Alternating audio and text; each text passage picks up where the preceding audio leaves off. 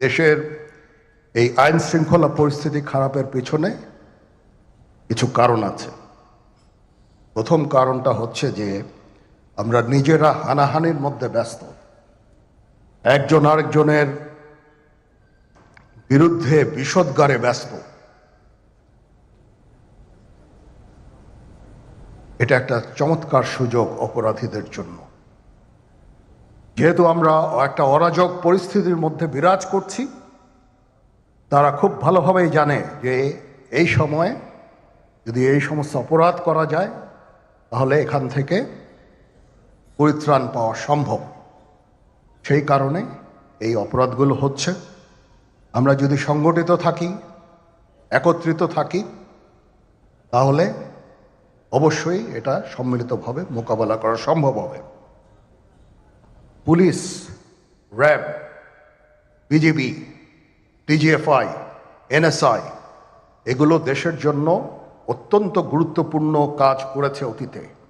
খারাপ কাজের সাথে অসংখ্য ভালো কাজ করেছে। আজকে যে দেশের স্থিতিশীলতা, দেশটাকে যে এত বছর স্থিতিশীল রাখা হয়েছে, এটার কারণ হচ্ছে এই সশস্ত্র বাহিনীর বহু সেনা সদস্য, সিভিলিয়ান সবাই মিলে এই অর্গানাইজেশনগুলোকে, অসামরিক, সামরিক সবাই মিলে এই অর্গানাইজেশনগুলোকে এফেক্টিভ রেখেছে। সেই জন্য আজকে সুন্দর, এতদিন ধরে আমরা একটা সুন্দর পরিবেশ পেয়েছি। এর মধ্যে যারা কাজ করেছে, যদি অপরাধ করে থাকে সেটা শাস্তি হবে, অবশ্যই শাস্তি হতে হবে। না হলে এই জিনিস আবার ঘটবে। আমরা সেটাকে বন্ধ করতে চাই চিরতরে, কিন্তু তার আগে মনে রাখতে হবে আমরা এমনভাবে কাজটা করব এই সমস্ত অর্গানাইজেশনগুলো যেন আন্ডারমাইন না হয়। আজকে পুলিশ সদস্য কাজ করছে না, একটা বিশাল বড় কারণ হচ্ছে অনেকের বিরুদ্ধে মামলা, অনেকে জেলে। RAB, BGB, DGFI, NSI panicked. বিভিন্ন দোষারোপ, গুম, খুন ইত্যাদি তদন্ত চলছে। অবশ্যই তদন্ত হবে, দোষীদের বিচারের আওতায় আনতে হবে। এমনভাবে কাজটা করতে হবে যেন এই অর্গানাইজেশনগুলো আন্ডারমাইন না হয়। এই অর্গানাইজেশনগুলোকে যদি আন্ডারমাইন করে আপনারা মনে করেন যে দেশের শান্তি শৃঙ্খলা বিরাজ করবে, সবাই শান্তিতে থাকবেন, সেটা হবে না, সেটা সম্ভব না। আমি আপনাদের পরিষ্কার করে বলে দিচ্ছি, এই দেশের শান্তি শৃঙ্খলা রক্ষার দায়িত্ব খালি সেনাবাহিনীর না। 2 লক্ষ পুলিশ আছে, বিজিবি আছে, র্যাব আছে, আনসার ভিডিপি আছে, আমার আছে হচ্ছে 30,000 সৈন্য। এদেরকে আমি এই যে একটা বিরাট ভয়েড, আমি এই 30,000 সৈন্য দিয়ে আমি কিভাবে এটা পূরণ করব? 30,000 থাকে, আবার 30,000 চলে যায় ক্যান্টনমেন্টে, আরো 30,000 আসে। এটা দিয়ে আমরা দিন রাত আমরা চেষ্টা করে যাচ্ছি। এখানে যে সমস্ত উচ্ছৃঙ্খল কাজ হয়েছে সেটা আমাদের নিজস্ব তৈরি, এটা আমাদের নিজস্ব ম্যানুফ্যাকচার, আমরা নিজস্ব এইগুলো তৈরি করেছি। এই বিপরীতমুখী কাজ করলে এসে কখনো শান্তি শৃঙ্খলা আসবে না। এই জিনিসটা আপনাদের মনে রাখতে হবে। ভিশনের ফুলঝুরি মেগা অফারে ফ্রিজ কিনলেই পাচ্ছেন 16 পিসের আকর্ষণীয় গিফট বক্স একদম ফ্রি। আজকে একটা বেদনা বিধুর দিবস। 2009 সালের 25শে ফেব্রুয়ারি আমরা এই 57 জন চৌকস সেনা অফিসার, এবং শুধু তাই নয়, আমাদের কিছু কিছু পরিবারবর্গর সদস্যদের আমরা হারিয়েছি। এখানে আসার সময় এই ছবিগুলো আমি দেখছিলাম। তো এই ছবিগুলো আপনারা অনেকে ছবিতে দেখেছেন, কিন্তু এগুলো আমার সব চাক্ষুষ দেখা। আমি একটা চাক্ষুষ সাক্ষী এই সমস্ত বর্বরতার। একটা জিনিস আমাদের সবসময় মনে রাখতে হবে, এই বর্বরতা কোনো সেনা সদস্য করেনি, সম্পূর্ণটাই তদানীন্তন বিজিবি সদস্য দ্বারা সংঘটিত। Full stop. এখানে কোনো ইফ এবং বাট নাই।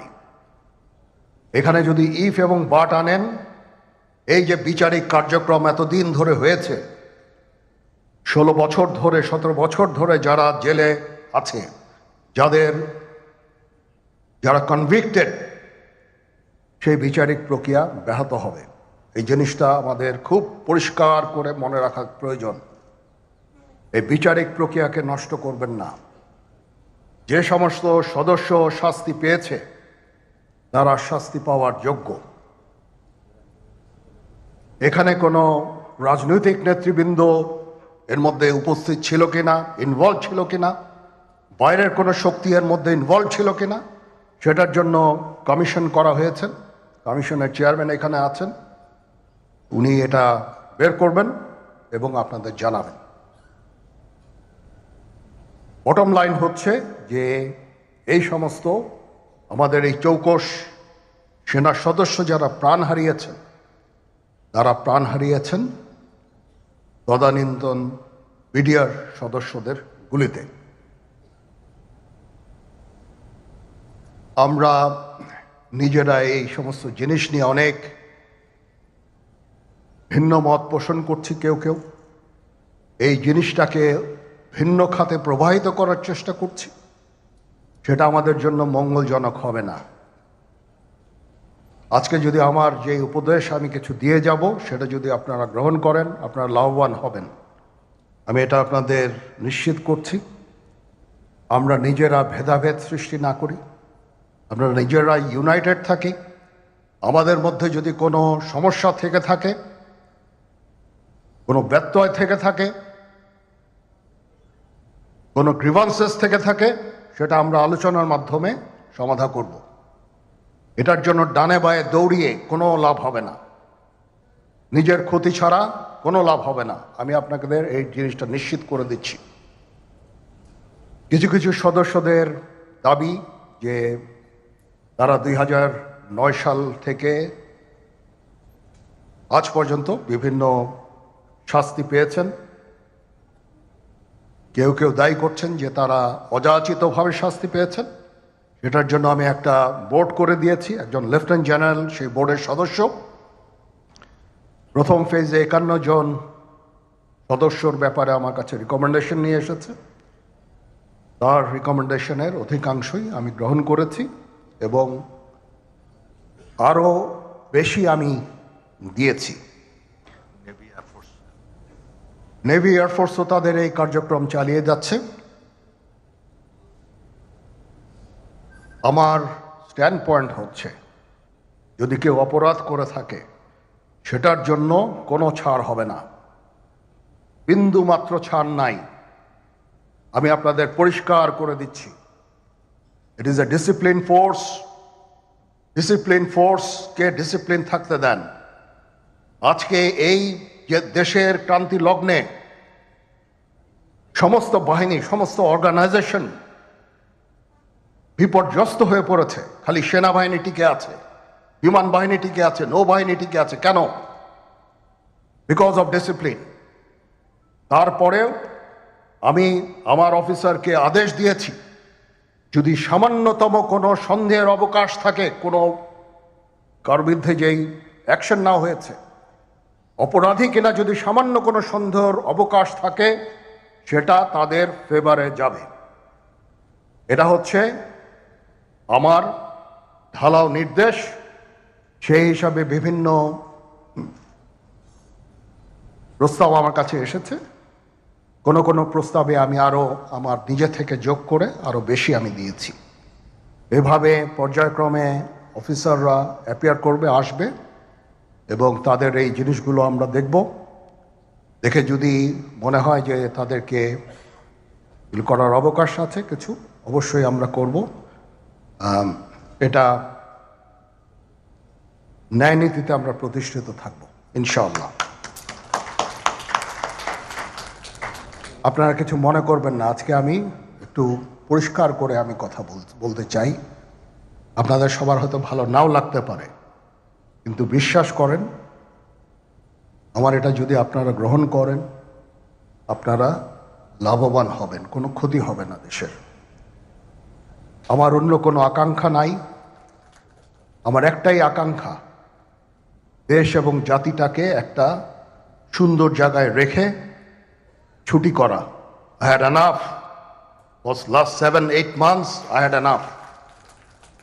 আমি চাই দেশ এবং জাতিকে একটা সুন্দর জায়গায় রেখে আমরা সেনানিবাসে ফেরত আসব।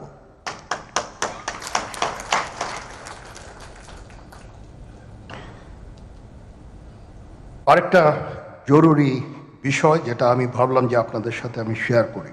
দেশের এই আইন শৃঙ্খলা পরিস্থিতি খারাপের পেছনে কিছু কারণ আছে। প্রথম কারণটা হচ্ছে যে আমরা নিজেরা হানাহানির মধ্যে ব্যস্ত, একজন আরেকজনের বিরুদ্ধে বিষোদ্গারে ব্যস্ত।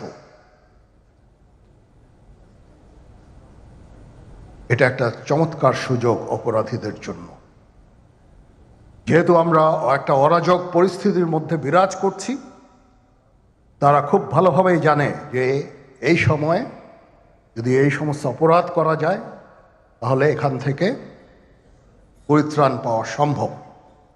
সেই কারণে এই অপরাধগুলো হচ্ছে। আমরা যদি সংগঠিত থাকি, একত্রিত থাকি, তাহলে অবশ্যই এটা সম্মিলিতভাবে মোকাবেলা করা সম্ভব হবে। Police, RAB, BGB, DGFI, NSI এগুলো দেশের জন্য অত্যন্ত গুরুত্বপূর্ণ কাজ করেছে অতীতে। খারাপ কাজের সাথে অসংখ্য ভালো কাজ করেছে। আজকে যে দেশের স্থিতিশীলতা, দেশটাকে যে এত বছর স্থিতিশীল রাখা হয়েছে, এটার কারণ হচ্ছে এই সশস্ত্র বাহিনীর বহু সেনা সদস্য, সিভিলিয়ান সবাই মিলে এই অর্গানাইজেশনগুলোকে, অসামরিক, সামরিক সবাই মিলে এই অর্গানাইজেশনগুলোকে এফেক্টিভ রেখেছে। সেই জন্য আজকে সুন্দর, এতদিন ধরে আমরা একটা সুন্দর পরিবেশ পেয়েছি।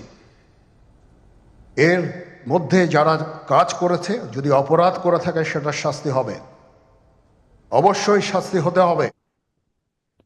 দেশের বর্তমান অন্তর্বর্তীকালীন সরকার 10 মাসেও জাতীয় নির্বাচনের সুস্পষ্ট তারিখ ঘোষণা করেনি।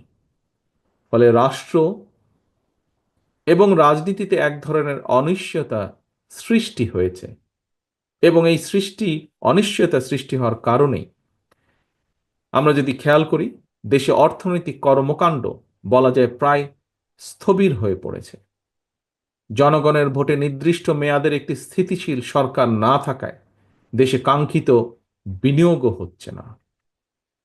আমরা এখানে উপস্থিত প্রায় প্রত্যেকেই গণমাধ্যমে খবরে দেখেছি, ব্যবসায়িক সংগঠনগুলো বলছে নানা কারণে ইতিমধ্যেই শত শত শিল্প কলকারখানা বন্ধ হয়ে গিয়েছে। আরো অনেক কলকারখানা বন্ধ হওয়ার উপক্রম হয়ে পড়ছে। বিভিন্ন সেক্টরে এ ধরনের অস্থিরতা বিরাজ করছে।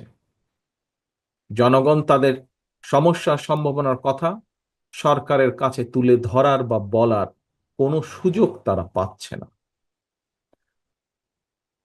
সম্মানিত সভাপতি, সম্মানিত নেতৃবৃন্দ, অন্তর্বর্তীকালীন সরকারের উপদেষ্টাদের সঙ্গে স্বাভাবিক কারণেই জনগণের কোনোই যোগাযোগ নেই। বিভিন্ন শ্রেণী পেশার মানুষের সমস্যা, সম্ভাবনা কিংবা দুঃখ দুর্দশা সম্পর্কে অনেক উপদেষ্টাই ওয়াকেফাল নন। তারা অফিসে বসে ফাইলপত্র দেখে জনগণের সমস্যা চিহ্নিত করে সমাধানের চেষ্টা হয়তো কেউ কেউ করছেন। জনগণের সঙ্গে সরাসরি যোগাযোগ ছাড়া প্রশাসন নির্ভর, ফাইল নির্ভর বা ফাইল ওয়ার্ক দিয়ে সকল সমস্যার সমাধান যদি করা যেতই, তাহলে তো নিশ্চয়ই রাজনৈতিক দল বা রাজনীতির প্রয়োজন হতো না। প্রিয় উপস্থিতি, দেশের জনগণ সরাসরি নিজেদের পছন্দের প্রার্থীকে ভোট দিয়ে একটি জবাবদিহিমূলক সরকার প্রতিষ্ঠিত করতে প্রস্তুত। কিন্তু অন্তর্বর্তীকালীন সরকার মনে হয় জনগণের আকাঙ্ক্ষা উপলব্ধি করতে ব্যর্থ হচ্ছে। গণতন্ত্রের পক্ষের প্রতিটি রাজনৈতিক দলের পক্ষ থেকে লিখিতভাবে অন্তর্বর্তীকালীন সরকারের কাছে সংস্কার প্রস্তাব দেওয়া হয়েছে এরই ভিতর। সংস্কারের ব্যাপারে কিন্তু কোনো রাজনৈতিক দলেরই তেমন কোনো আপত্তি নেই। তবে সংস্কার নিয়ে সরকারের অযথা সময় ক্ষেপণে আপত্তি অবশ্যই রয়েছে, শুধু রাজনৈতিক দলের নয়, রাজনৈতিক দলগুলোর বাইরেও পত্র পত্রিকার মাধ্যমে আমরা দেখেছি বিভিন্ন সংগঠনও এ ব্যাপারে তাদের আপত্তির কথা জানিয়েছে, এ ব্যাপারে তাদের কনসার্নের কথা জানিয়েছে। এবং এ কারণেই আমরা মনে করি প্রস্তাবিত সংস্কার শেষ করে যদি তাদের ইন্টেনশন সঠিক থাকে, গণতন্ত্রের পক্ষে থাকে, আমরা দাবি করেছি ডিসেম্বরের ভিতরে নির্বাচন দিতে, তবে আমি এটাও মনে করি বিভিন্ন বিষয় বিবেচনা করে সংস্কার প্রস্তাব শেষ করে, যেহেতু কম বেশি সকল বিষয় অধিকাংশ দলগুলোর মধ্যে একমত রয়েছে, ডিসেম্বরের আগেও নির্বাচন করা সম্ভব। আমি অন্তর্বর্তীকালীন সরকারের কাছে আবারও আহ্বান জানাই, জনগণের আকাঙ্ক্ষাকে ধারণ করুন, অবিলম্বে ডিসেম্বরের মধ্যেই সুনির্দিষ্ট দিনক্ষণ দিয়ে জাতীয় নির্বাচনের তারিখ ঘোষণা করুন। এখানে অন্তর্বর্তীকালীন সরকারের জয় বা পরাজয়ের কোনো কিছুই নেই, বরং স্বাধীনতা প্রিয় জনগণকে একটি সুষ্ঠু নির্বাচন উপহার দিয়ে গণতন্ত্রকেই বিজয়ী করতে সাহায্য করুন।